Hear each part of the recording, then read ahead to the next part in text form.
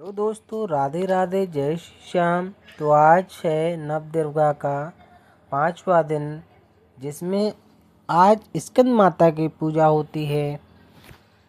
तो वैसे तो नवरात्रि का हर दिन माता का पूजन होता है, लेकिन हर दिन माता रानी के अलग अलग रूपों की पूजा होती है।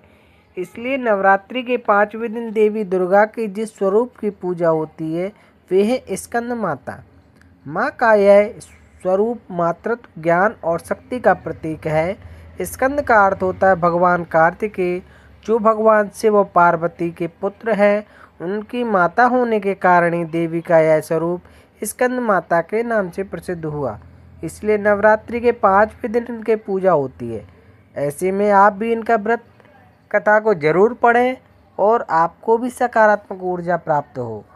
तो आगे जानने के लिए, कथा जानने के लिए आप लोग हमारे चैनल से जुड़ें और कमेंट में जय माता दी अवश्य लिखें। स्कंद माता की व्रत कथा इस प्रकार है। धरती पर तारकासुर नाम का एक दैत्य राक्षस था। तारकासुर ने अपनी कठोर तपस्या से ब्रह्मा जी को प्रसन्न कर लिया। इसकी वजह से स्वयं ब्रह्मा जी को उसके सामने प्रकट होना पड़ा। इसके बाद ब्रह्मा जी से उसने वरदान मांगने को कहा। ब्रह्मा जी ने उससे वरदान मांगने को कहा तो तारकासुर ने अमरता का वरदान मांगा। ब्रह्मा जी ने समझाया, तारकासुर जिसका जन्म हुआ है उसकी मृत्यु निश्चित है। इस संसार में कोई भी अमर नहीं रह सकता। यह सुनकर तारकासुर थोड़ा सा निराश हुआ, लेकिन बहुत चतुर था। उसने सोचा कि भगवान शिव कभी विवाह नहीं करेंगे और ना ही उनकी कोई संतान होगी। यह विचार दिमाग में आते ही उसने ब्रह्मा जी से एक और वरदान मांगा। कहा, प्रभु मुझे यह वरदान दो कि मेरी मृत्यु केवल भगवान शिव के पुत्र के हाथों से ही हो। तथास्तु कहकर उसे वरदान दे दिया। वरदान प्राप्त करते ही तारकासुर का अहंकार और ज़्यादा बढ़ गया। वह समझ गया था कि अब उससे कोई नहीं मार सकता।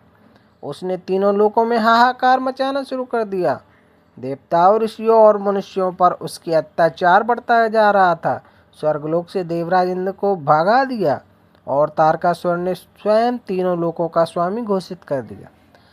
तारकासुर के आतंक से त्रस्त होकर सभी देवता भगवान विष्णु के पास गए, उनसे मदद की गुहार लगाई।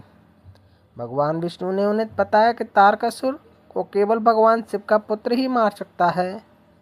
इसलिए इसका एकमात्र ही उपाय है कि भगवान शिव विवाह करें और उनके यहाँ एक पुत्र का जन्म हो। देवताओं ने मिलकर भगवान शिव से प्रार्थना की, जो उस समय गहरी तपस्या में लीन थे। प्रार्थना सुनकर संसार की दुर्दशा को देखकर भगवान शिव ने पार्वती माता से विवाह करने का निर्णय लिया।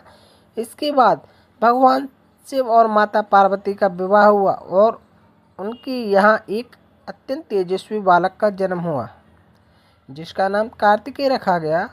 उन्हें ही स्कंद कुमार के नाम से जाना जाता है।